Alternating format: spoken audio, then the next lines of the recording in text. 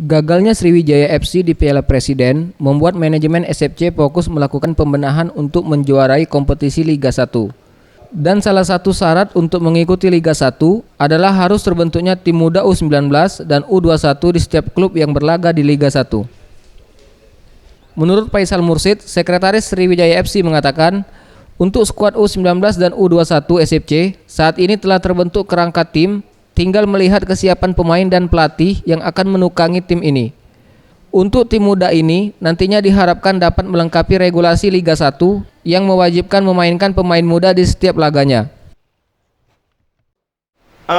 Sekarang sudah ada kerangka ya, cuman masih belum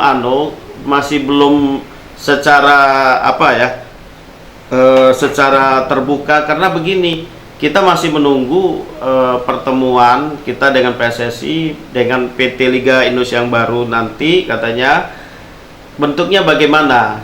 Ini terkait juga masalah subsidi dan hal-hal lain.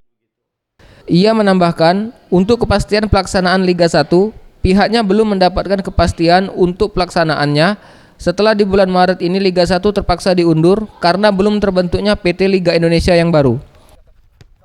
Farel Dwi Satria, Sriwijaya TV.